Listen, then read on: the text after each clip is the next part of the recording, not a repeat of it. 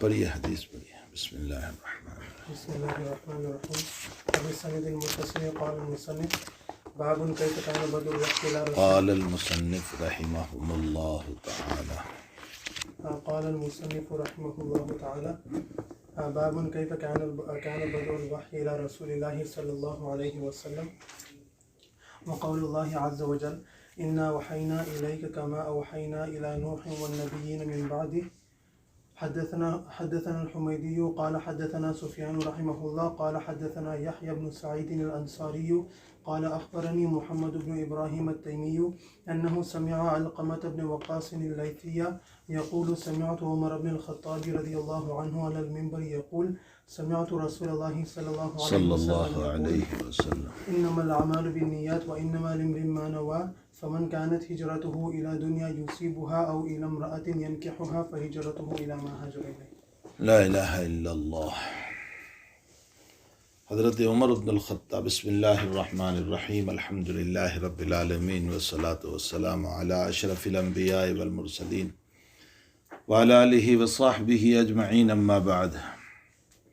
بالسند المتصل قال المصنف رحمہ اللہ تعالی حدثنا الحمیدی قال حدثنا سفیان قال حدثنا یحیی بن سعید الانصاری قال اخبرنی محمد بن ابراہیم التیمی انہ سمع علقمة بن وقاص الليثي يقول سمعت عمر بن الخطاب رضی اللہ تعالی عنہ علی المنبر يقول سمعت رسول اللہ صلی اللہ علیہ وسلم يقول انما الاعمال بالنیات۔ عمر بن الخطاب رضی اللہ تعالیٰ عنہ نے منبر پر یہ بات ارشاد فرمائی کہ میں نے رسول اللہ صلی اللہ علیہ وسلم سے سنا ہے، آپ نے ارشاد فرمایا تمام اعمال کا مدار نیت پر ہے اور انسان کو وہی ملے گا جو اس کی نیت ہے۔ میں نے اس سلسلے میں چند مسائل کل ذکر کیے تھے کہ انما الاعمال بالنیات، تمام اعمال کا مدار نیت پر ہے۔ جمہور علماء کرام نے اس حدیث شریف کی بنیاد پر تمام اعمال مراد لیے، چاہے وہ عبادت مقصودہ ہو یا عبادت غیر مقصودہ ہو، حتیٰ کہ وضو کے باب میں بھی انہوں نے نیت کو ضروری قرار دیا۔ حنفیہ رحمہم اللہ تعالیٰ فرماتے ہیں کہ عبادات مقصودہ میں تو نیت ضروری ہے، عبادات غیر مقصودہ میں نیت ضروری نہیں، اور وضو عبادت غیر مقصودہ ہے، اس لیے نیت ضروری نہیں ہے۔ حنفیہ کا مستدل حدیث مسیح فی الصلاح ہے کہ نبی علیہ السلام نے تعلیم کے موقع پر کوئی نیت کا تذکرہ نہیں فرمایا۔ اگر نیت ضروری ہوتی تو یقیناً تعلیم کے موقع پر حضور پاک صلی اللہ علیہ وسلم ارشاد فرماتے۔ آپ کا ذکر نہ کرنا اس بات کی دلیل ہے کہ نیت ضروری نہیں۔ ایک دوسری دلیل جو ذہن میں آئی بعد میں، آپ نے ترمذی شریف میں ایک روایت پڑھی ہوگی، مفتاح الصلاۃ الطہور، نماز کی چابی طہور ہے۔ حنفیہ کہتے ہیں کہ دیکھیے، انسان جب طہارت حاصل کر لیتا ہے تو نماز اس کے لیے جائز ہو گئی۔ حضرت نے یہاں نیت کا کوئی مسئلہ بیان نہیں فرمایا۔ پاک پانی جب بدن سے لگتا ہے تو وہ بدن کو پاک کر دیتا ہے، اس لیے انسان کا بدن پاک ہو گیا، وہ نماز کے قابل ہو گیا۔ تو مفتاح الصلاۃ للطہور، طہارت نماز کی چابی ہے، نماز جائز ہو گئی۔ ہاں، نیت نہ ہونے کی وجہ سے اس کو ثواب نہیں ملے گا۔ واللہ سبحانہ و تعالی عالم۔ دوسری بات، آیا اقوال میں نیت ضروری ہے یا نہیں؟ اقوال میں نیت کرے گا یا نہیں؟ اقوال کا معنی بولنا۔ مثلا میں ابھی پڑھا رہا ہوں، میں بول رہا ہوں، تو اس سے پہلے میرا نیت کرنا کہ میں اللہ کے لیے۔ علماء فرماتے ہیں کہ اقوال عمل لسان ہے، زبان کا عمل ہے، اور انما الاعمال بالنیات، اعمال کا مدار نیت پر ہے۔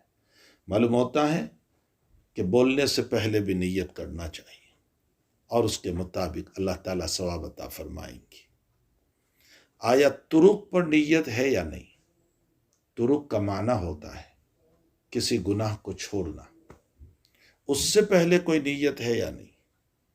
علامہ کرمانی رحمۃ اللہ علیہ تو فرماتے ہیں کہ ہاں، اس سے پہلے بھی نیت کرے۔ اگرچہ شیخ الاسلام ابن تیمیہ اور امام نووی منع کرتے ہیں کہ طرق میں کوئی نیت کی ضرورت نہیں، لیکن کرمانی فرماتے ہیں کہ نیت کریں۔ کیوں؟ اس لیے کہ کسی گناہ کو چھوڑنا یہ بھی تو عمل ہوا، کف النفس ہوا، نفس کو روکنا یہ بھی تو عمل ہے، اور انما الاعمال بالنیات اس میں یہ بھی داخل ہے۔ اس لیے گناہ کے چھوڑنے پر آپ نے نیت کی کہ میں اللہ کے خوف سے چھوڑ رہا ہوں، تو اللہ تعالیٰ اس پر بھی ثواب عطا فرمائیں گے۔ ایک ہے کہ آپ نے ویسے ہی گناہ چھوڑ دیا، ٹھیک ہے، گناہ چھوٹ گیا، مسئلہ ختم، اور ایک ہے گناہ تو چھوڑا لیکن اس پر آپ نے نیت کی کہ میں اللہ کے خوف سے چھوڑ رہا ہوں، تو اس پر ثواب بھی ملے گا۔ ہم خرما و ہم ثواب، گناہ بھی چھوٹ گیا اور نیت کی بنیاد پر ثواب بھی مل گیا۔ ایک مسئلہ یہ ہے کہ آیا نیت زبان سے ہوگی یا دل سے ہوگی؟ امام مالک رحمۃ اللہ علیہ اور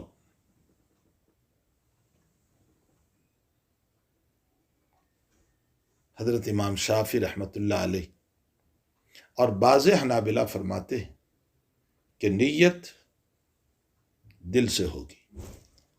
صاحب ہدایہ نے لکھا ہے نیت کی تعریف فعل القلب، دل کا ارادہ، تو بس دل سے نیت ہوگی،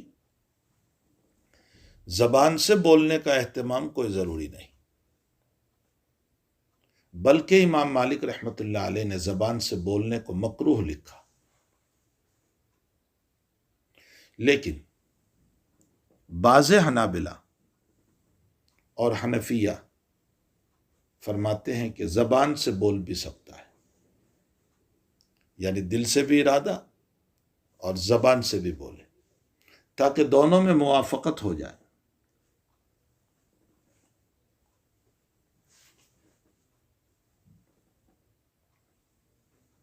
جو لوگ کہتے ہیں کہ زبان سے بھی بول لیں، وہ تلبیہ سے استدلال کرتے ہیں، لبیک بعمرۃ لبیک بحجۃ، اس کا جواب یہ ہے کہ یہ تلبیہ ہے، نیت نہیں ہے، اور نیت تو دل کے ارادے کو کہتے ہیں، بس دل سے ارادہ کر لیا اتنا کافی و شافی ہے، اس کے لیے زبان سے بولنے کی کوئی ضرورت نہیں۔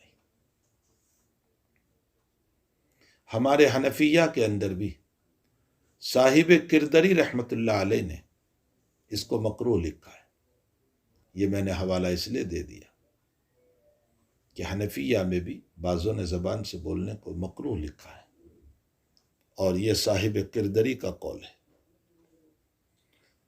بہتر تو یہی ہے کہ بھائی صرف دل سے نیت کر لیں، دل سے ارادہ کر لیں، لیکن آج کل غفلت بہت ہے، دل کہاں ہوتا ہے، دماغ کہاں ہوتا ہے، نماز میں کھڑا ہوا اور ساری دنیا گھوم کر کے آ گیا۔ جیسے میں ابھی وینکوور گیا تھا تو مجھے لے گئے وہاں، وہ جس میں پورا آپ کا کینیڈا بتاتے ہیں بیٹھ کر 5-10 منٹ کے اندر، تو وہ مجھے بتانے کے لیے لے گئے، تو 10 منٹ میں تو سارا گھوم لیا، تو دل کہاں دماغ کہاں انسان کا۔ اب یہ کہ نماز کے لیے کھڑا ہوا، ٹھیک ہے، دل میں تو ظہر کی نیت تھی اور دماغ کہیں اور تھا، تو وہ دماغ جہاں ہوگا زبان پر وہی ہوگا، تو اس کے بجائے دل، زبان اور دل دونوں ایک ہو جائیں، اس کے لیے بول لینا مستحسن ہے، یاد رکھنا، مستحب نہیں بول رہا ہوں، مستحسن ہے، بہتر ہے۔ باقی صرف دل سے آپ نے ارادہ کر لیا تو بھی نیت ہو گئی، کوئی ضروری نہیں ہے زبان سے بولنا۔ وَإِنَّمَا لِامْرِئٍ مَّا نَوَىٰ، انسان کو وہی ملے گا جو اس نے نیت کی۔ میں نے اس کا کل ایک مطلب بیان کیا تھا کہ جتنی نیت کرے گا عمل اگرچہ واحد ہو، لیکن جتنی نیت ہوگی اتنا ثواب ملے گا۔ ایک دوسرا مطلب جو مشہور و معروف ہے وہ یہ ہے، انما الاعمال بالنیات کا تعلق تو ہے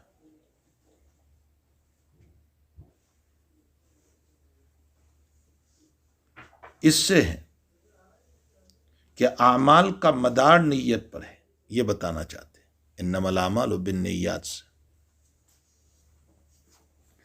اور وَإِنَّمَا لِإِمْرِئٍ مَّا نَوَىٰ سے ما یترتب علی العمل کو بتانا چاہتے ہیں۔ ما یترتب علی العمل کا مطلب ہوتا ہے جیسی نیت ویسا ملے گا۔ ترتب کیا ہوگا اس پر؟ تم نے ظہر کی نیت کی ہے تو ظہر کی نماز ہوگی، عصر کی نیت کی ہے تو عصر کی نماز ہوگی۔ یتیم بچی کو کھانا کھلانے سے اللہ کی رضا مراد لی ہے تو اللہ ملے گا، اور یتیم بچی کو کھلانے سے غلط نیت ہے آپ کی تو پھر گناہ ہوگا۔ دونوں کے علیحدہ مطلب سمجھ میں آئے۔ انما الاعمال بالنیات سے تو یہ بتلانا مقصود ہے کہ نیت کے اوپر عمل ہوگا، اور اس عمل پر کیا ملے گا وہ وَإِنَّمَا لِإِمْرِئٍ مَّا نَوَىٰ سے بتا رہے ہیں۔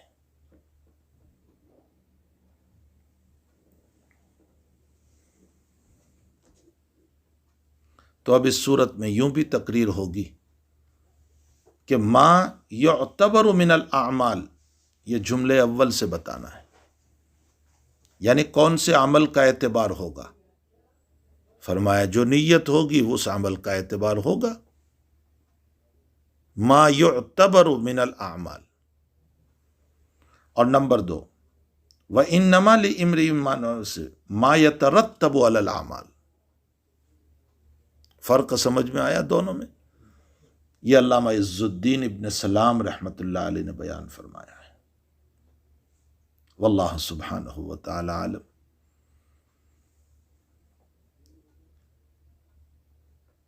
فمن کانت ہجرتہ الی اللہ ورسولہ فہجرتہ الی اللہ ورسولہ، یہ حدیث کا ٹکڑا یہاں نہیں ہے۔ کیوں حذف ہو گیا؟ بعضوں نے کہا کہ حمیدی سے اسی طرح سنا، لیکن یہ بات غلط ہے۔ مسند حمیدی میں پوری روایت موجود ہے۔ بعض کہتے ہیں کسی راوی سے سہو ہو گیا۔ حقیقت یہ ہے کہ ایک جواب یہ ہے کہ امام بخاری نے جان بوجھ کر ایسا کیا۔ اب جان بوجھ کر کیوں ایسا کیا، اس کا ایک جواب میں نے کل نقل کیا تھا کہ امام رحمۃ اللہ علیہ اختصار فی الحدیث کا مسئلہ تمہیں سمجھانا چاہتے ہیں۔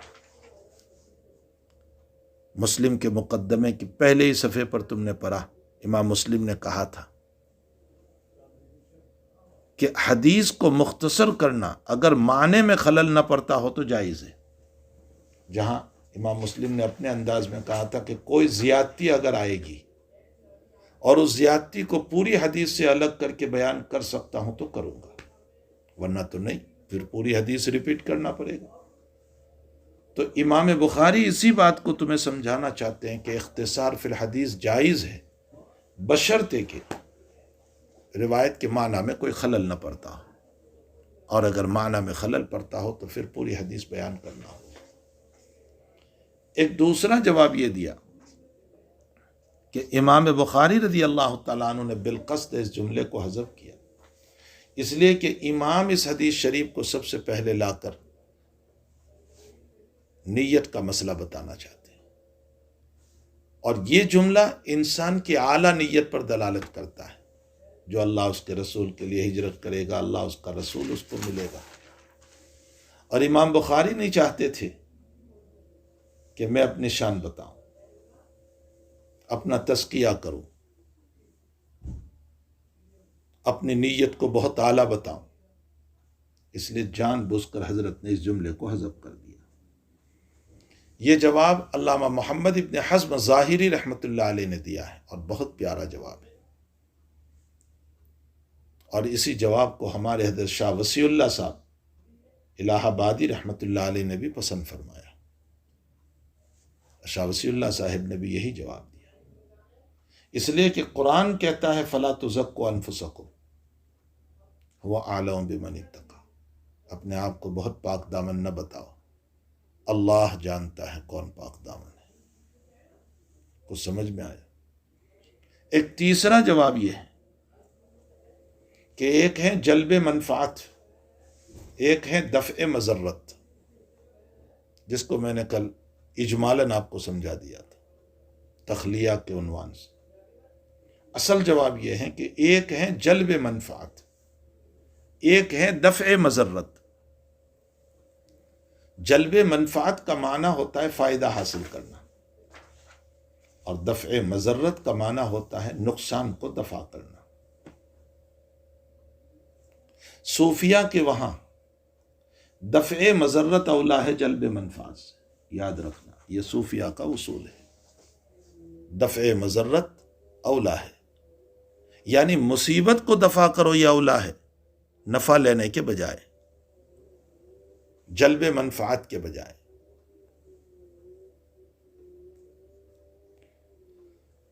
عام اصطلاح میں اس کو سمجھ لو کہ کسی کو کاروبار میں آپ نے پیسے دیے، اب پیسے نکل نہیں رہے، آپ کہتے ہیں بھائی نفع جانے دیجئے، اصل رقم دے دیجئے. جلب منفعت نہیں، نفع نہیں چاہیے، بھائی نقصان سے تو میں بچ جاؤں. تو صوفیہ کہتے ہیں دفع مضرت اولا ہے جلب منفعت سے. من کانت ہجرتہ الی اللہ ورسولہ فہجرتہ الی اللہ ورسولہ، یہ جلب منفعت، نفع. اور من کانت ہجرتہ الی دنیا و الی امرأۃ ینکحها فہجرتہ، دنیا اور عورت کے لیے ہجرت کی تو اس صورت میں دنیا اور عورت ملے گی. یہ دفع مضرت ہے، یعنی اس کے لیے ہجرت نہیں کرنا چاہیے، یہ دفع مضرت ہے.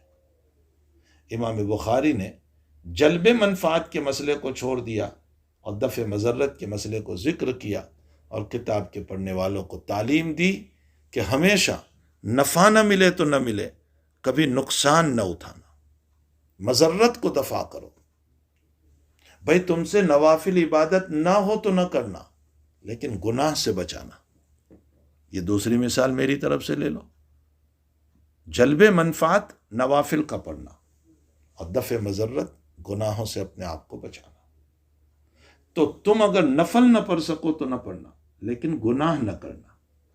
میں اکثر یہ کہا کرتا ہوں کہ دیکھو، تم سے اوابین اگر کسی دن نہیں پڑھی گئی، اللہ یہ نہیں پوچھے گا کہ تم نے اوابین کیوں نہیں پڑھی فلاں دن، لیکن گناہ کیا تو اللہ ضرور پوچھے گا کہ تم نے یہ گناہ کیوں کیا تھا. اس لیے دفع مضرت اولا ہے جلب منفعت سے. اس اصول کو بیان کرنے کے لیے امام بخاری رضی اللہ تعالیٰ عنہ نے پہلے جملے کو حذف کر دیا. یہ مختلف وجوہات یہاں جملے اولا کے حذف کے اوپر بیان کی گئی. من کانت ہجرتہ الی دنیا، جس نے دنیا کے لیے ہجرت کی. دنیا دنون سے ہے، دنون کا معنی قریب ہونا، اور آخرت کے مقابلے میں دنیا قریب ہے، اس لیے دنیا کو دنیا کہا گیا. یا دنیا دنیون سے ہے، اور دنات کا معنی گندگی، اور دنیا گندی ہے. جو انسان اس میں پھنستا ہے وہ پھنستا ہی چلا جاتا ہے، اللہ سے غافل ہو جاتا ہے. یا تو دنیا کو دنیا اس لیے کہا گیا کہ یہ دنیون سے ماخوذ ہے، گندی ہے، اس لیے اس کو دنیا کہا گیا. دنیا کہتے ہیں کس کو؟ تعریف کیا ہے دنیا کی؟ بھائی دنیا پیسوں کا نام نہیں، پیسوں کا نام نہیں ہے. دنیا بیوی بچوں کا نام نہیں، دنیا مکان کا نام نہیں، دنیا دکان کا نام نہیں، نہ، ان میں سے کوئی نہیں. دنیا کس کو کہتے ہیں؟ غفلت عن اللہ.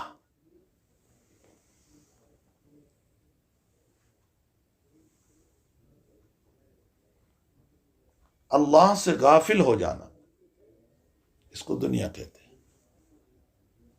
ایک انسان کے پاس لاکھوں روپے ہیں لیکن تعلق با اللہ ہے، اس کی نمازیں ادا ہو رہی ہے، وہ زکوٰۃ نکال رہا ہے، اس کے اخلاق بڑے اچھے ہیں، وہ حرام کا نہیں لے رہا ہے، وہ لاکھوں کے ہوتے ہوئے دیندار ہے. سمجھ میں؟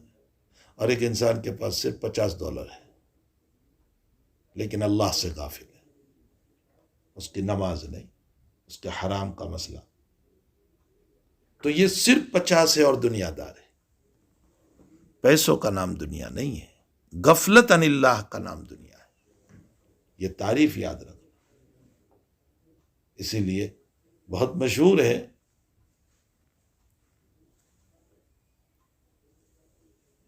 کہ ایک بزرگ چلے گئے، شیخ سعدی نے یا کس نے واقعہ نقل کیا ہے،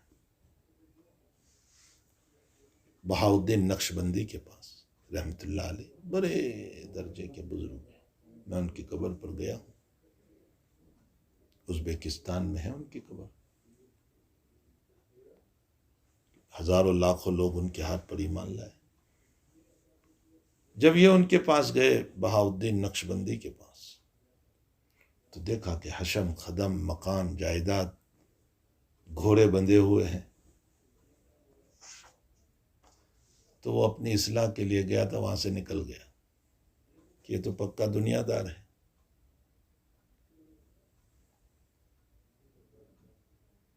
وہ جا رہا تھا، حضرت نے بلایا ادھر. کچھ نہیں کہا حضرت نے، پوچھا بھی نہیں، لیکن حضرت کے دل پر کشف ہو. حضرت نے فرمایا کہ اگر دنیا دارت برائے دوست دارت، جائز ہے، فارسی میں کہا، اگر دنیا دوست کے لیے رکھتا ہے تو جائز ہے. یعنی دنیا اللہ کے لیے رکھی. اگر نفس دولت بری ہوتی تو پھر اللہ زکوٰۃ کے مسائل کیوں بیان کرتا؟ زکوٰۃ کے مسائل تو مالدار ہونے کے بعد ہی ہے، صاحب نصاب ہونے کے بعد ہے. صاحب نصاب مالدار ہوتا ہے. اگر مال برا ہوتا تو زکوٰۃ کے مسائل کیوں آتے؟ پھر اللہ صدقات کی ترغیب کیوں دیتا؟ پھر تعمیر مساجد و مدارس وغیرہ کیسے ہوتے؟ سارے لوگ غریب ہی رہتے پھر تو. اس لیے دولت کا نام دنیا نہیں ہے، لوگوں نے غلط سمجھ لیا ہے. اور آج کل مقرروں کی تقریریں بھی ایسی ہوتی ہیں. لیکن جو مقرر دنیا کی اور دولت کی برائی کرتا ہے، ذرا ان کو دے دو نا ایک لفافہ چپکے سے، تو جناب یوں رکھ دیں گے آہستہ سے. بھئی اگر دنیا بری ہے تو کیوں لے رہے ہیں؟ یہ دولت کا نام دنیا ہے. غفلت عن اللہ کا نام دنیا ہے. اگر کچھ نہیں ہے اور آپ اللہ سے غافل ہیں تو دنیا دار ہیں، اور اگر ہزاروں ہیں اور آپ اللہ سے تعلق ہیں، آپ دیندار ہیں. اسی کو علامہ رومی نے معارف مثنوی میں یوں کہا: چست دنیا از خدا غافل بدن، چست دنیا از خدا غافل بدن، نہ کے ماشو نقرأ فرزند و زن، نہ کے ماشو نقرأ فرزند و زن. پہلے سوال کرتے ہیں چست دنیا، دنیا کیا ہے؟ از خدا غافل بدن، خدا سے غافل ہونے کا نام دنیا ہے. نہ کے ماشو، کماش فارسی میں کپڑے کو کہتے ہیں، کپڑے کا نام دنیا نہیں. نقرأ، نقرہ پیسہ، نقرہ کا نام دنیا نہیں.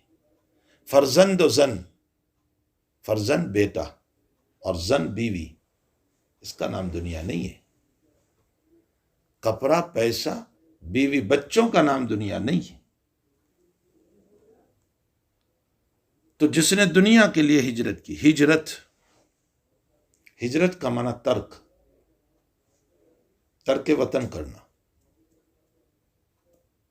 اور ہجرت کا معنی گناہ کو چھوڑنا، یہ بھی ہوتا ہے، اس پر بھی ہجرت کا اطلاق ہوتا ہے. آگے چل کر کے آپ ایک روایت پڑھو گے: المہاجر من حجر ما نہی اللہ عنہ، المہاجر من حجر ما نہی اللہ عنہ. حقیقی مہاجر وہ ہیں جو اللہ کے منع کردہ باتوں کو چھوڑ دے، ما نہی اللہ عنہ. اور بھئی یہ ظاہری ہجرت بھی جو تم کرتے ہو نا، کہ مکے کو چھوڑ کر مدینے آ گئے، یا دنیا میں لوگ وہ بھی اسی لیے کرتے ہیں کہ وہاں نیکی نہیں کر سکتے تھے، نماز نہیں پڑھ سکتے، حالات تھے۔ معلوم ہوتا ہے کہ وہ جو تم نے ہجرت کی ہے ظاہری طور پر، وہ بھی گناہوں سے بچنے ہی کے لیے ہجرت ہے۔ تو حقیقی ہجرت جو ہے وہ گناہوں کو چھوڑنا۔ پیارو، اس اعتبار سے تم بھی مہاجر بن سکتے ہو اگر تم گناہ کو چھوڑ دو، تو حدیث کی روشنی میں تم بھی مہاجر ہیں۔ المہاجر من حجر ما نہی اللہ عنہ، اللہ کے منع کردہ کاموں کو چھوڑ دینا، اس کو کہا جاتا ہے ہجرت۔ یہاں ایک اشکال ہے، آپ آگے چل کر ایک روایت پڑھو گے، حدیث شریف میں ہے لا ہجرت بعد الفتح، فتح مکہ کے بعد ہجرت نہیں۔ اور دوسری روایت میں الہجرت ماضٍ الی یوم القیامہ، ہجرت قیامت تک چلتی رہے گی۔ اس کا جواب یہ ہے کہ لا ہجرت بعد الفتح کا مطلب یہ ہوتا ہے کہ مکے سے مدینے جو ہجرت کرتے تھے نا، جب مکہ خود دارالاسلام بن گیا تو اب مکے سے ہجرت کی ضرورت نہیں، باقی ویسے ہجرت قیامت تک چلے گی۔ جہاں کہیں بھی تمہارے لیے دین کے اعمال ادا کرنا مشکل ہو جائے تو آپ وہاں سے ہجرت کر سکتے ہیں۔ من کانت ہجرتہ الی دنیا، جس نے ہجرت کی اللہ کے دنیا کے لیے تاکہ دنیا مل جائے، او الی امرأۃ، یا عورت کے لیے، فہجرتہ الی ما ہاجر الیہ، تو اس کی ہجرت میں وہی ملے گا جس کی اس نے نیت کی، جس کے لیے اس نے ہجرت کی، فہجرتہ الی ما ہاجر الیہ۔ دنیا میں عورت داخل ہے یا نہیں؟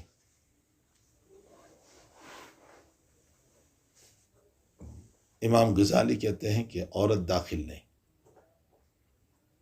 لیکن جمہور فرماتے ہیں کہ دنیا میں عورت داخل ہے۔ الدنیا کلھا متاع وخیر متاع الدنیا المرأة الصالحہ، دنیا پوری کی پوری استعمال کی چیز ہے۔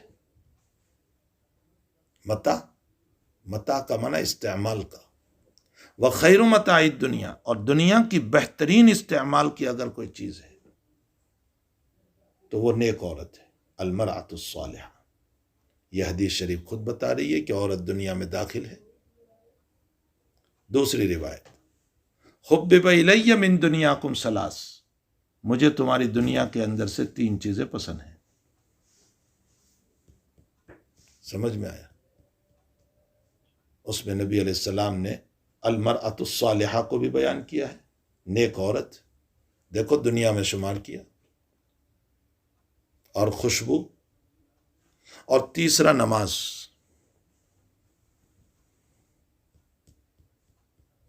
کچھ پلے پڑ رہا ہے؟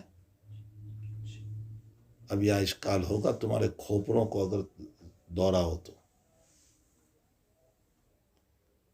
مجھے تمہاری دنیا کے اندر سے 3 چیزیں پسند ہے، المرأة الصالحہ، خوشبو، اور نماز۔ تو کیا نماز دنیا ہے کہ حضرت نماز کو بیان کر رہے ہیں؟ اس جواب کے اوپر ہمارے حضرت کا بہت لمبا خط ہے، بس میں حوالہ دے دوں، اس کو دیکھ لینا، الیواقیت الغالیہ فی الاحادیث العالیہ، یہ ہمارے حضرت کی خطوط ہے 4 جلدوں میں۔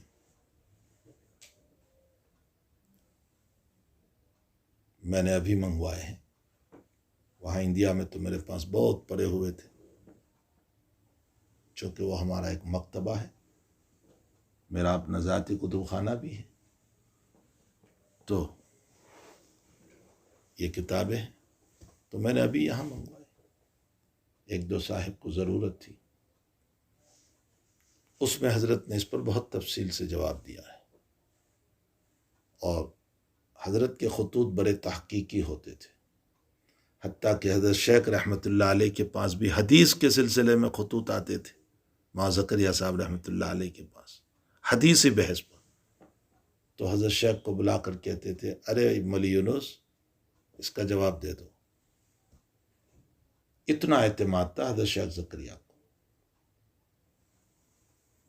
بہرحال اس میں یہ تفصیل ہے، یہ اس وقت نہیں ہے، یا بخاری میں کہیں پھر بحث آئی تو میں بتاؤں گا. یہاں مجھے صرف یہ بتانا ہے کہ عورت دنیا میں داخل ہے. یہ 2 دلیلیں میں نے دی. جب عورت دنیا میں داخل ہے تو پھر دنیا کے بعد عورت کو علیحدہ کیوں بیان کیا نبی اکرم صلی اللہ علیہ وسلم نے؟ اشکال سمجھ میں آیا؟ اس کی بنیاد پر میں نے یہ ساری تقریر کی. عورت دنیا میں آ گئی تھی تو پھر اولا امراتن کیوں کہا؟ اس کا ایک جواب تو یہ ہے کہ اصل میں اس حدیث شریف کا شان ورود ہی عورت ہے. اس لیے کہ ام قیس کے لیے جن صاحب نے ہجرت کی تھی تو حدیث شریف کا شان ورود ہی عورت ہے. ان کی ہجرت ہی اس عورت کے نکاح کے لیے ہوئی تھی. اس لیے دنیا کے بعد خاص طور پر نبی اکرم صلی اللہ علیہ وسلم نے عورت کو ذکر فرمایا. سمجھ میں آیا جواب؟ نمبر 2، عورت کی ذات فتنہ ہے. بئی معنی کہ بہت سی مرتبہ شیطان عورت کو جال میں پھنسا دیتا ہے.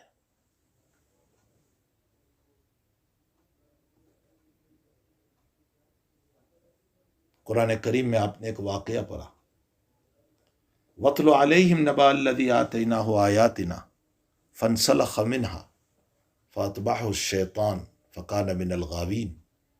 یہ بلعم باورہ بنی اسرائیل کا بڑا عابد و زاہد تھا، بڑا اللہ والا تھا. اس میں اعظم دیا تھا اللہ تعالیٰ نے اس کو. وہ اس میں اعظم پر کے جو دعا کرتا تھا قبول ہوتی تھی. لیکن عورت کے چکر ہی نے اس کو اللہ سے دور کر دیا. اور نتیجہ کیا ہوا اس کا؟ اللہ نے اس کی زبان کو سینے پر لٹکا دی. اسی آیت کو آگے پڑھو، فَمَثَلُهُ كَمَثَلِ الْكَلْبِ، کتے کی طرح، ان تحمل علیہ یلحث او تترکہ یلحث. کتے کا حال یہ ہے کہ اس پر وزن رکھو تو بھی زبان نکال دیتا ہے، اور وزن نہ رکھو تو بھی زبان نکالتا ہے. ذالک مثل القوم الذین کذبوا بآیاتنا. تو خاص چونکہ عورت کبھی فتنے کا ذریعہ بن جاتی ہے، اس لیے نبی اکرم صلی اللہ علیہ وسلم نے تخصیص بعد تعمیم فرمائی. دنیا کے بعد خاص طور پر عورت کو ذکر فرمایا. ارے کچھ سمجھ میں بھی آ رہا ہے؟ اشکال یہ ہوتا تھا کہ دنیا میں عورت داخل تھی، پھر کیوں ذکر کیا؟ اس کا میں نے جواب دیا.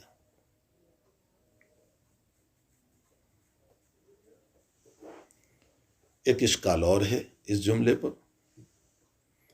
پہلا جملہ آپ نے جو سنا یہاں تو ہے نہیں، لیکن آگے آئے گا، من کانت ہجرتہ الی اللہ ورسولہ فہجرتہ الی اللہ ورسولہ.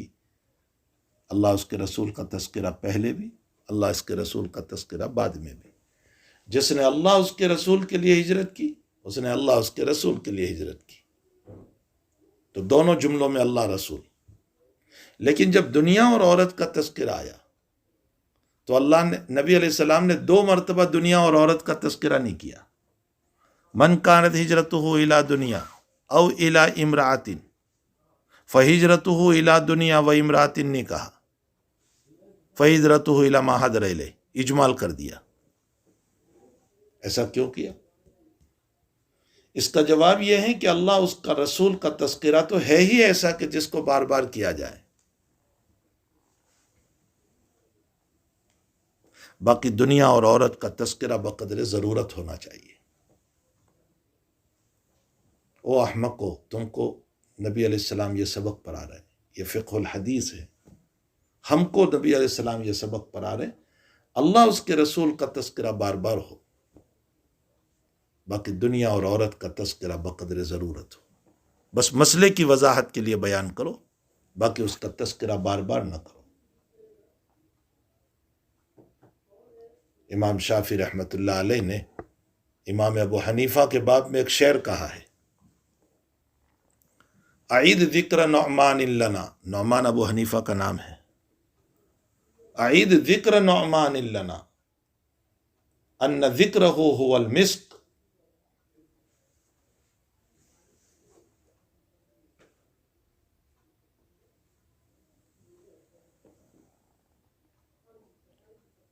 ما یتکرر یتزوأ، ما یتکرر یتزوأ۔ امام شافعی کہتے ہیں کہ نعمان کا ذکر بار بار کرو، ابو حنیفہ کا ذکر کرو، ان ذکرہ، ان کا ذکر وہ ہے، هو المسک، مشک ہے وہ، ما کررتہ، تم جتنا کرو گے، یتزوأ، اتنی ہی خوشبو آئے گی۔ سمجھ میں آیا؟ جب ابو حنیفہ کا ذکر بار بار کرنے پر خوشبو آ رہی ہے تو اللہ اس کے رسول کے بار بار ذکر پر کتنی خوشبو آئے گی۔ اس لیے اللہ اس کے رسول صلی اللہ علیہ وسلم کا ذکر تو بار بار ہوگا، لیکن دنیا اور عورت کا تذکرہ بقدر ضرورت ہوگا۔ پہلے جملے پر ایک اشکال ہوتا ہے اور جو یہاں نہیں ہے، من کانت ہجرتہ الی اللہ ورسولہ، یہ تو ہوئی شرط، ارے من شرطیہ ہے، فہجرتہ الی اللہ ورسولہ، یہ جزا، اسی لیے جزا کے شروع میں فا آئی، یہاں تو نہیں ہے وہ جملہ من کانت ہجرتہ الی اللہ ورسولہ فہجرتہ الی اللہ ورسولہ۔ اشکال یہ ہے کہ شرط و جزا دونوں ایک ہی ہے، من کانت ہجرتہ الی اللہ ورسولہ، جزا پڑھو فہجرتہ الی اللہ ورسولہ، تو شرط و جزا میں تو فرق ہوتا ہے، یہ تو دونوں ایک ہی ہے۔ اس کا ایک جواب تو یہ ہے کہ بھائی لفظاً ایک ہے، معنن فرق ہے۔ ایک دوسرا جواب یہ ہے کہ یہاں ظرف محذوف ہے،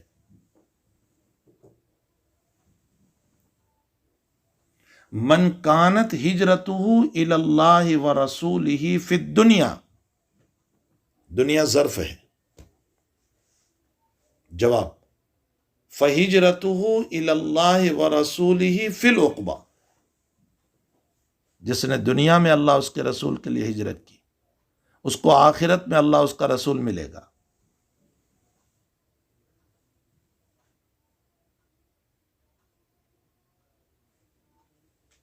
اور سب سے آسان جواب یہ ہے کہ جواب میں جو الہ ہے نا، اس الہ کو لام کے معنی میں لے لو، جزا میں جو الہ ہے فہجرتہ الی اللہ، اس الہ کو لام کے معنی میں لو، بس فرق ہو گیا۔ اب ترجمہ یہ ہوگا من کانت ہجرتہ الی اللہ ورسولہ، جس نے اللہ اس کے رسول کے لیے ہجرت کی، فہجرتہ للہ ورسولہ، اس کی ہجرت اللہ اس کے رسول کے لیے ہو گئی۔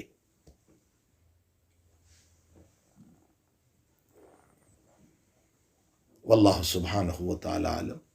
اس حدیث شریف کو باب سے کیا نسبت ہے، باب سے کیا تعلق؟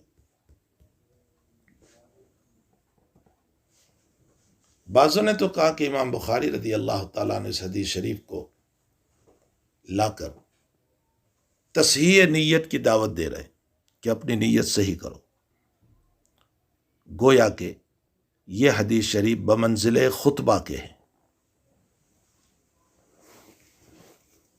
اور بطور خطبہ کے لا کر کے ہمیں یہ سبق دے رہے ہیں کہ طالبین حدیث کو چاہیے کہ اپنی نیت درست کرے۔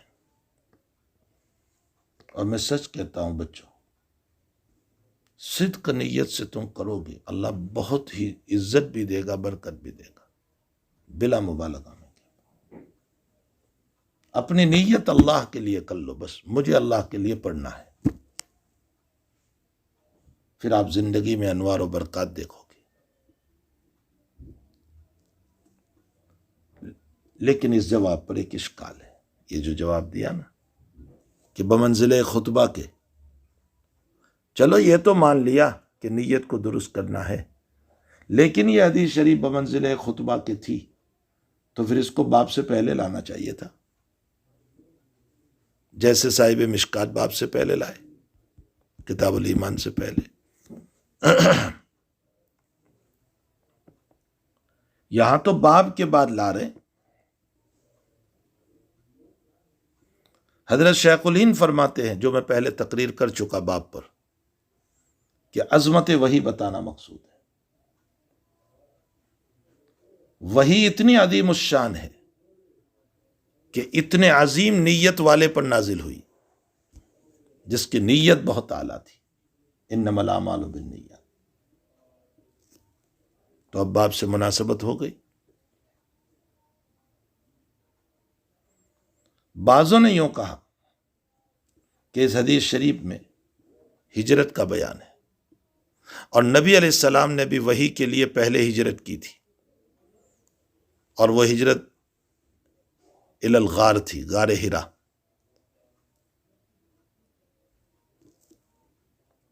اس اعتبار سے باب سے مناسبت ہو گئی کہ اس میں ہجرت کا بیان ہے اور پہلی وحی کے لیے ہجرت فرمائی تھی۔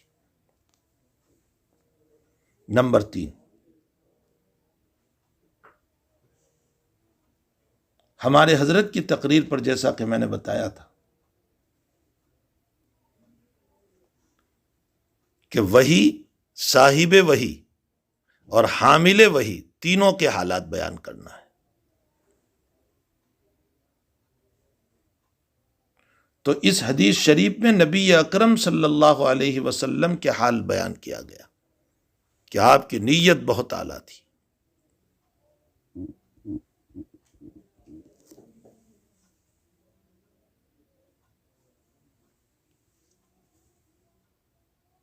واللہ سبحانہ و تعالی عالم۔ ان تمام شکلوں کے اندر باب سے مناسبت ہو جاتی ہے۔ چلیے اگلی حدیث پڑھیے۔ وبالسند المتصل قال المصنف رحمه الله حدثنا عبد الله بن يوسف قال أخبرنا مالك عن هشام بن عروة عن أبيه عن عائشة أم المؤمنين رضي الله عنها أن الحارث بن هشام سأل رسول الله صلى الله عليه وسلم فقال يا رسول الله كيف يأتيك الوحي؟ فقال رسول الله صلى الله عليه وسلم أحيانا يأتيني مثل سلسلة الجرس وهو أشده علي فيفصم عني وقد وعيت عنه ما قال، وأحيانا يتمثل لي الملك رجلا فيكلمني فأعي ما يقول. قالت عائشة رضي الله عنها ولقد رأيته ينزل عليه الوحي في اليوم شديد البرد فيفصم عنه وإن جبينه ليتفسد عرقا۔ امام بخاری رضی اللہ تعالیٰ عنہ نے پہلی حدیث شریف جو بیان فرمائی تھی اس میں سفیان ابن عیینہ تھی جو مکی ہے۔ میں نے آپ کو سند پر کہا تھا کہ پہلی حدیث شریف سفیان ابن عیینہ اور حمیدی سے ہیں جو مکی ہے، اور دوسری حدیث شریف میں امام مالک ہے، اور امام مالک مدنی ہے۔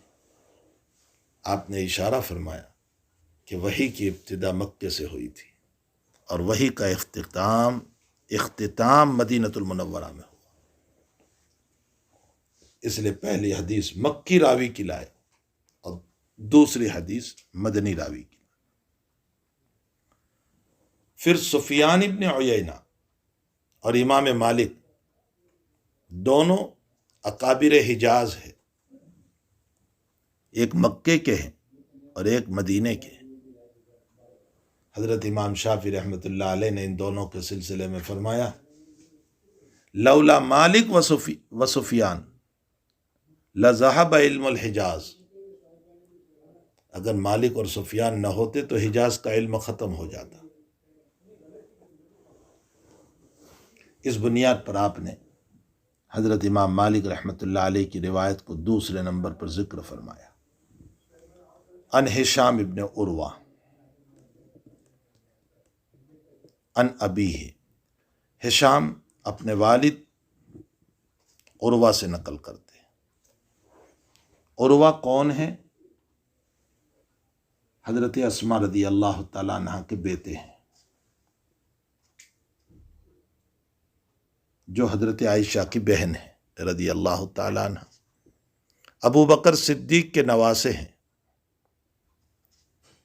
زبیر ابن عوام کے بیٹے ہیں اور علم کا بحر بے قرار ہیں۔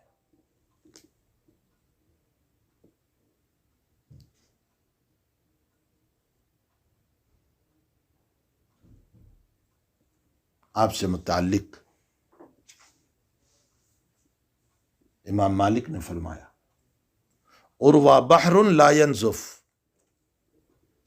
عروہ وہ سمندر ہے جو کبھی خشک نہیں ہوتا۔ تو ہشام اپنے والد عروہ سے نقل کرتے اور عروہ اپنے خالہ حضرت عائشہ رضی اللہ تعالی عنہا سے نقل فرماتے ہیں۔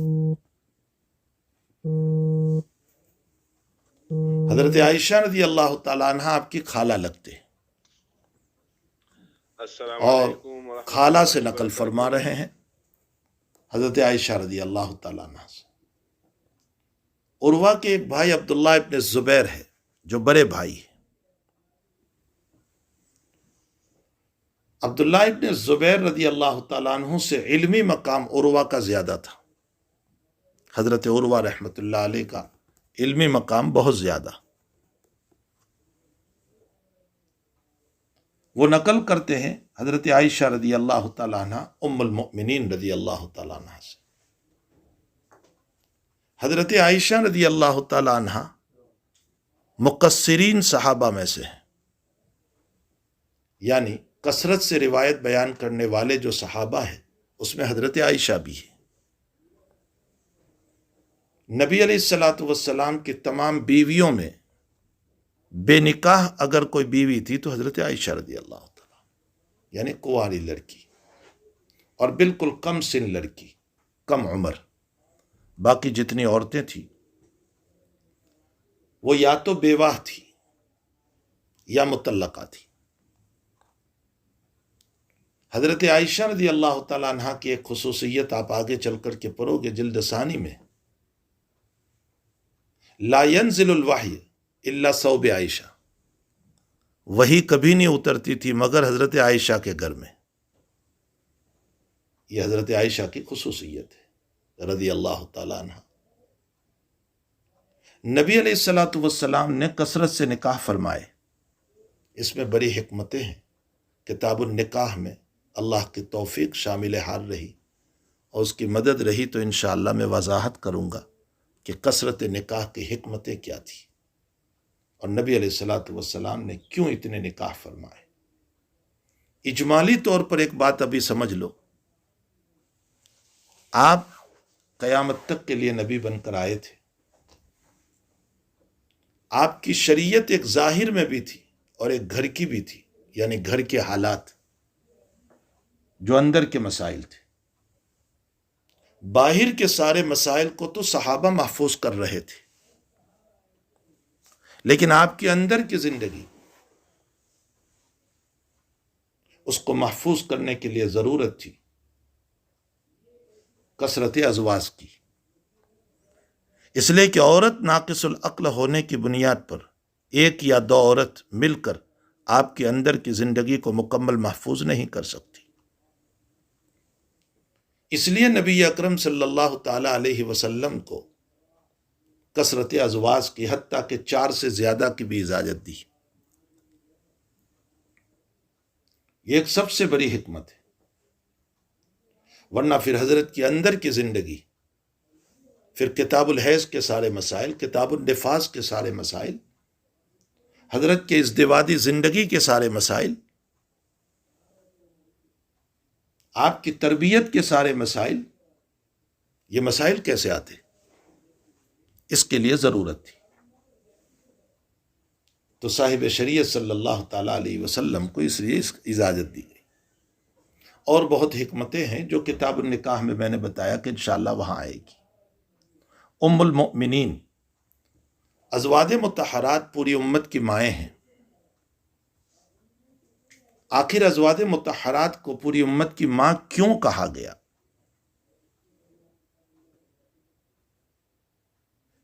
اس کی وجہ یہ ہے کہ خود قرآن کریم نے نبی اکرم صلی اللہ علیہ وسلم کی بیویوں کو امت کی ماں کہا۔ وَأَزْوَاجُهُ أُمَّهَاتُهُمْ، آپ کی بیویاں امت کی مائیں ہیں۔ حضرت الامام محمد ابن ادریس الشافعی رحمۃ اللہ علیہ سے کسی نے سوال کیا کہ آپ کو امت کی ماں کیوں کہا گیا؟ تو امام شافعی رحمۃ اللہ علیہ نے فرمایا کہ چونکہ ازواج مطہرات سے امت کا نکاح حرام ہے، دائماً نکاح، وفات رسول کے بعد ازواج مطہرات سے نکاح نہیں ہو سکتا، اس بنیاد پر۔ لیکن بعض اکابر یہ فرماتے ہیں کہ نکاح کا حرام ہونا یہ تو نص قطعی سے ثابت ہے، قرآن سے ثابت ہے، لا تنکحوا ازواجہ من بعدہ ابدا۔ اس لیے آپ کی بیویوں کو جو ازواج مطہرات کہا گیا ہے وہ احترام کی بنیاد پر کہا گیا، عزت کی بنیاد پر، احترام کی بنیاد پر۔ لیکن یاد رکھو، اس کا یہ مطلب نہیں ہے کہ جیسے اپنی ماؤں سے پردہ نہیں ہوتا، اسی طرح ازواج مطہرات سے ماں ہونے کی بنیاد پر پردہ نہیں ہوگا۔ یہ مسئلہ یاد رکھیں کہ یہ عزت و احترام کی بنیاد پر ماں کہا گیا ہے، ورنہ پردہ اپنی جگہ ضروری ہے۔ قرآن کریم میں اللہ تعالیٰ نے فرمایا کہ ازواج مطہرات سے سوال نہ کرو الا من وراء حجاب، پردوں کے پیچھے سے۔ یہ خود ازواج مطہرات سے پردے کا مسئلہ ہے۔ آیا ازواج مطہرات مردوں کے ساتھ ساتھ عورتوں کی مائیں ہیں یا نہیں؟ حضرت عائشہ رضی اللہ تعالیٰ عنہ تو منع کرتی ہے کہ نہیں، ہم تو صرف مردوں کی مائیں ہیں، عورتوں کی نہیں۔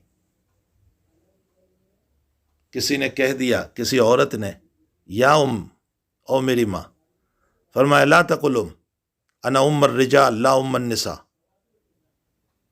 اور دلیل یہ پیش کرتی تھی کہ قرآن کریم میں اللہ تعالیٰ نے وَأَزْوَاجُهُ أُمَّهَاتُهُمْ، یہ امہاتہم میں جو ضمیر ہے نا وہ مذکر کی ہے،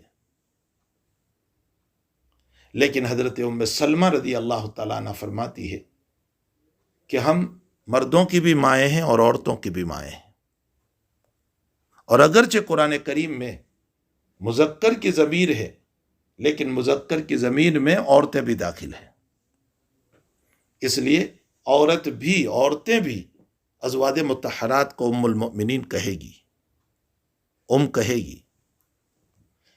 آیا نبی اکرم صلی اللہ تعالی علیہ وسلم کو ہم باپ کہہ سکتے ہیں کہ نہیں، ابا کہہ سکتے ہیں یا؟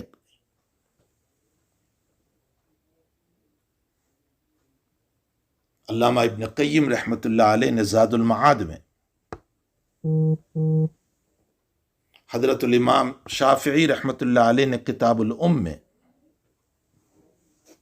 حضرت الامام طحاوی رحمۃ اللہ علیہ نے،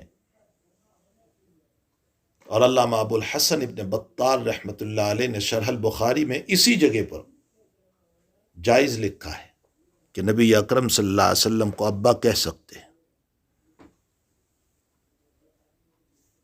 اس لیے کہ خبر واحد کی ایک قرات کے اندر وَأَزْوَاجُهُ أُمَّهَاتُهُمْ کے بعد وَهُوَ أَبٌ لَهُمْ بھی ہے، لیکن یہ قرات متواتر نہیں ہے قرآن کی، بلکہ خبر واحد کی قرات ہے۔ وَهُوَ أَبٌ لَهُمْ، نبی علیہ السلام آپ کے باپ ہیں، امت کے والد ہیں، اور ایک حدیث میں خود آپ نے ارشاد فرمایا ہے انما انا لکم بمنزلۃ الوالد، میں تمہارے لیے والد کی طرح ہوں۔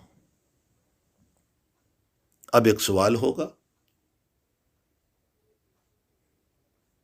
کہ اللہ تعالیٰ تو قرآن کریم میں فرماتے ہیں ما کان محمد ابا احد من رجالکم، محمد تم میں سے کسی کے باپ نہیں، اور خبر واحد کی قرات میں اور حدیث سے معلوم ہوتا ہے کہ والد ہیں، اس میں تعارض سا نظر آ گیا۔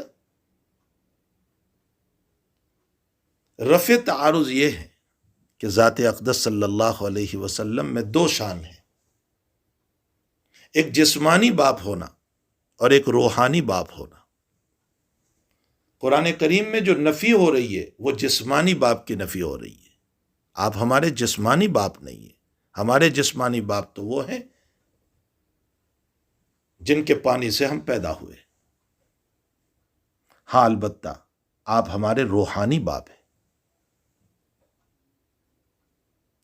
آیا ازواج مطہرات کے بھائیوں کو ہم خال المؤمنین کہہ سکتے ہیں یا نہیں؟ ماموں.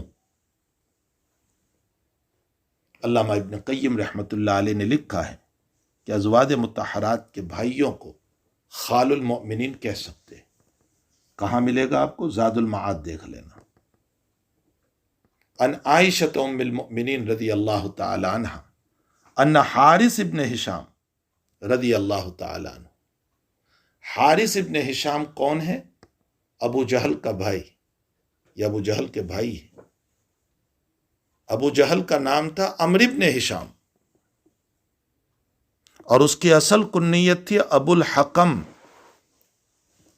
ابو جہل کی. ابو جہل تو حضرت نے اس کی کنیت دی تھی. تو وہ عمرو ابن ہشام اور یہ حارث ابن ہشام. حارث ابن ہشام فتح مکہ کے موقع پر ایمان لائے ہیں اور پکے صحابی ہیں. مقدرات ہے ابو جہل کو ایمان نہیں ملا بلکہ مرتے وقت بھی تکبر کرتا ہوا گیا. اور مرتے وقت چونکہ 2 انصاری بچوں نے اس کو مارا تھا، معاذ اور معوذ، تو مرنے سے پہلے کہنے لگا کاش کوئی بزنس مین مجھے مارتا، یہ تو فارمر لوگوں نے مارا مجھے. تکبر کیا اس نے. اور بھی تکبر کے کلمات. ابن مسعود کو اس نے موت سے پہلے کہا کہ محمد کو کہہ دینا چاہے میں مر رہا ہوں لیکن تیری دشمنی میرے دل سے نکلی نہیں ہے بلکہ اور زیادہ ہو گئی. اسی لیے حضور نے اس کو فرعون و ہادہ الامہ کہا. فرعون تو کم سے کم مرنے سے پہلے بھی اتنا کہہ کر گیا آمنت برب ہارون و موسیٰ. اس کو تو موت سے پہلے بھی یہ اور بات ہے، اس کا ایمان قبول ہو نہ ہو یہ مسئلہ اور ہے، لیکن یہ مرتے وقت بھی تکبر کر رہا ہے.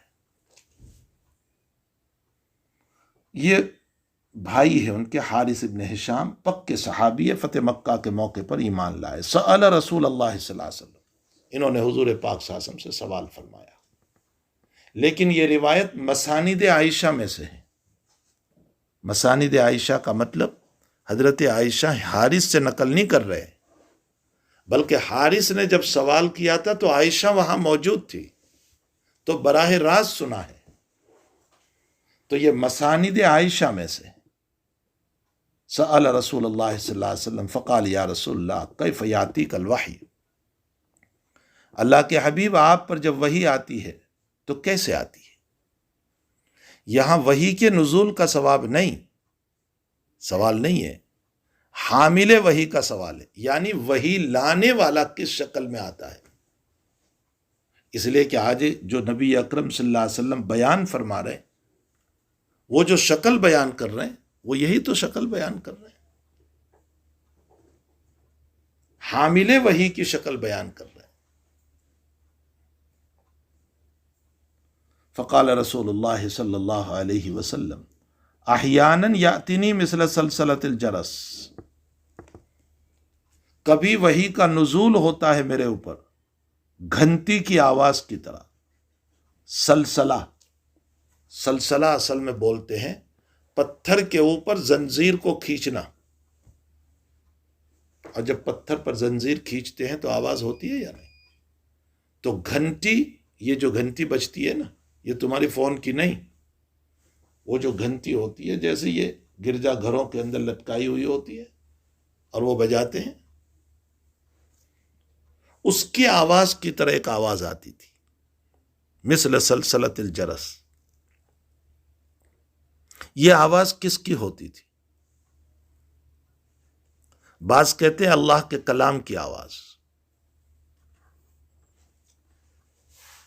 اور بعض کہتے ہیں کہ فرشتے کی آواز ہوتی تھی.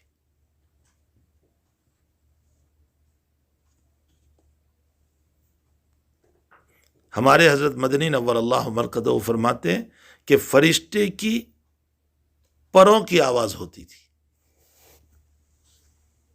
حضرت مدنی اس کی مثال دیتے ہیں کہ جب ٹرین آنے والی ہوتی ہے نا، تو ٹرین ابھی دور ہوتی ہے اور پتری میں سے کٹ کٹ کی آواز آتی ہے جو اشارہ کر رہی ہے کہ ٹرین آ رہی ہے. تو حضرت کے کانوں میں اس طرح کی آواز آتی تھی، اور یہ آواز فرشتوں کے پروں کی تھی.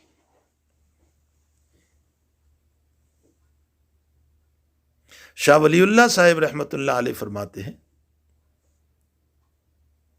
کہ اصل میں یہ کوئی آواز نہیں ہوتی تھی، بلکہ انقطاع عن دنیا کو نبی علیہ السلام نے اس طرح پر تعبیر فرمایا. انقطاع عن الدنیا. انقطاع عن الدنیا کیا ہے؟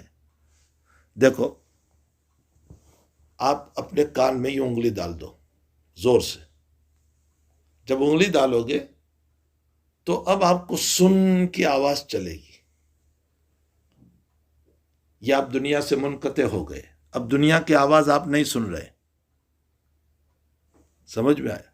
جب انگلی ڈال دی زور سے تو دنیا کی آواز تو بند ہو گئی، لیکن یہ جو سن کی آواز ہے نا، تو اس وحی کے نزول پر جبریل براہ راست آپ کے دل پر اترتے تھے. نظر نہیں آتے تھے لیکن آپ کے دل پر اترتے، جس کی وجہ سے آپ منقطع عن الدنیا ہو جاتے تھے، دنیا سے بالکل انقطاع. اور دنیا سے انقطاع کو تعبیر کر دیا سلسلۃ الجرس سے. وہ جو سن جیسی آواز آتی ہے نا، اس سے تعبیر کر دیا. تو یا تو یہ براہ راست اللہ کے کلام کی آواز تھی، یا فرشتے کی آواز تھی، یا فرشتے کی آمد کی آواز تھی، یا انقطاع عن الدنیا کی بنیاد پر ایسا لگتا تھا.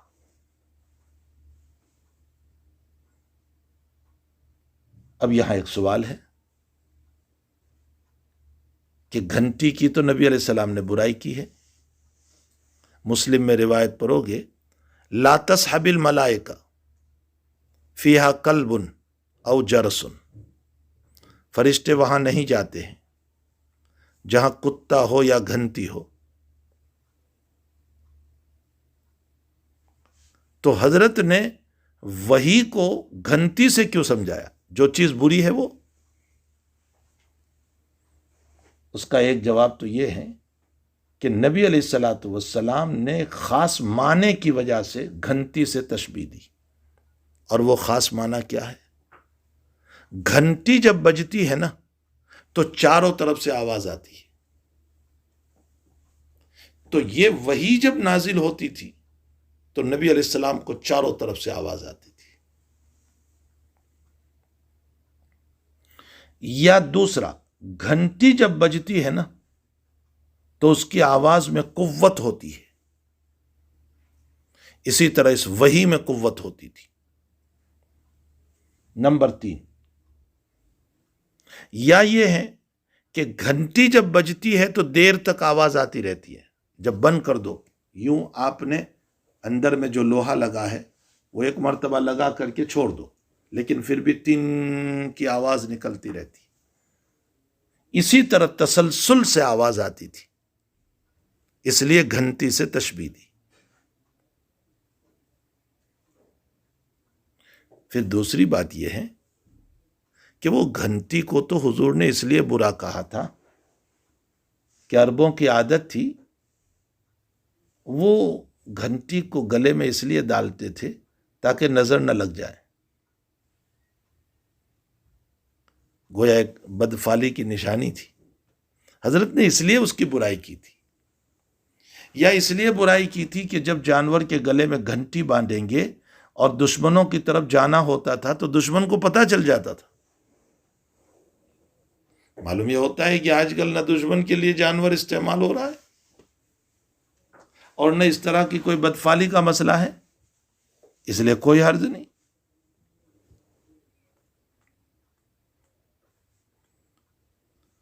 فرمایا مثل سلسلۃ الجرس، گھنٹی کے بجنے کی طرح آواز آتی تھی. وَهُوَ أَشَدُّهُ عَلَيَّ، حضرت فرماتے یہ وحی مجھ پر بہت سخت تھی. کیوں سخت تھی؟ اس لیے کہ فرشتہ سیدھا آپ کے قلب پر آتا تھا.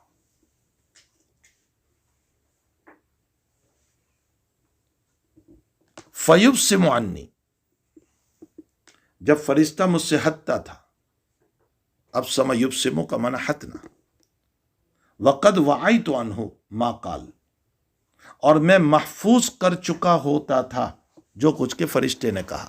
وَعَيْتُ ماضی ہے، اس لیے کہ فرشتے نے سیدھا دل کے برتن پر ڈال دیا تو دل میں محفوظ ہو گیا. ارے سمجھ میں آیا؟ ماضی ہے، وقد وعیت، میں اس کو محفوظ کر چکا ہوتا تھا. یہاں ایک بات اور ہے کہ حضرت فرماتے ہیں کہ گھنٹی کی آواز کی طرح آتی تھی آواز، جبکہ دوسری روایت میں ہے کہ دویٌ کا دوی النحل، شہد مکھی کی گنگناہٹ کی طرح آواز آتی تھی. دویٌ کا دوی النحل، شہد مکھی جیسے گنگناتی ہے نا، گن گن کرتی ہے، اسی طرح آواز آتی تھی. ان دونوں میں تطبیق یہ ہے کہ یہاں جو حدیث میں ہے سلسلۃ الجرس، یہ تو فرشتے کی وجہ سے، فرشتے کی آواز ہوتی تھی. سمجھ میں آیا؟ یا تو فرشتے کی، یا کلام خداوندی کی جو دل پر ڈالا جاتا تھا، یا فرشتے کی آمد کی، یا فرشتوں کے پروں کی. اور وہ جو دویٌ کا دوی النحل ہے نا، وہ خود نبی اکرم صلی اللہ علیہ وسلم کی آواز ہوتی تھی. اس لیے کہ حضرت پر ایک بے ہوشی کی کیفیت ہو جاتی تھی، انقطاع عن الدنیا ہو جاتے تھے، اور انقطاع عن الدنیا کی بنیاد پر آپ کے منہ سے جو گلے سے آواز نکلتی تھی، اس طرح کی آواز نکلتی، اس کو کہا گیا دویٌ کا دوی النحل. تو یہ آواز جو ہے نحل والی، یہ حضور پاک صلی اللہ علیہ وسلم کی، اور وہ آواز جو ہے وہ فرشتے کی، جبریل کی، سلسلۃ الجرس. اس لیے دونوں میں کوئی تعارض نہیں. یہ سخت کیوں ہوتی تھی؟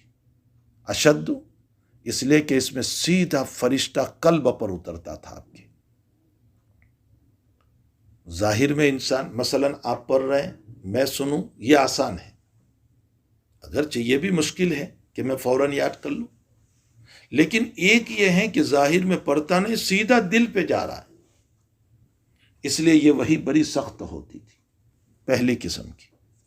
اشدہ علیہ فیبسم، جب فرشتہ مجھ سے ہٹتا تھا، وقد وعیت عنہ، تو میں محفوظ کر چکا ہوتا تھا. ما قال، جو کچھ کے فرشتے نے کہا. واحیانا یتمثل لی الملک رجلا، اور کبھی فرشتہ جو ہیں وہ انسانی شکل میں آتا تھا، جبریل انسانی شکل میں آتے تھے. فیکلمنی، اور وہ مجھ سے بات کرتے تھے، یعنی سامنے پڑھتے تھے. فاعی ما یقول، تو میں محفوظ کرتا جاتا تھا جو وہ بولتے تھے. یہاں فاعی ہے مضارع، میں محفوظ کرتا جاتا تھا ما یقول.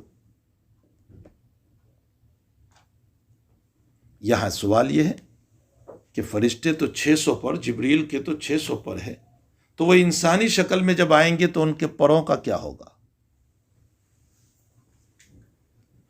حافظ ابن حجر اسقلانی اپنے استاد محترم علامہ سراج الدین بلقینی رحمۃ اللہ علیہ سے نقل کرتے ہیں کہ ان کے پروں کو روئی کی طرح سمیٹ دیا جاتا تھا.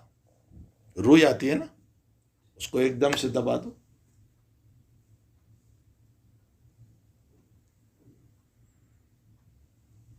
علامہ عز الدین ابن سلام رحمۃ اللہ علیہ فرماتے ہیں کہ ان کے زائد پروں کو اللہ حذف کر دیتا تھا، گرا دیتا تھا، فنا کر دیتا تھا. لیکن امام الحرمین علامہ جوینی رحمۃ اللہ علیہ فرماتے ہیں کہ فرشتہ انسانی روپ دھارن کرتا تھا، ایک شباہت لیتا تھا. باقی یعنی حضرت کو ایسا نظر آتا تھا کہ یہ انسانی شکل ہے.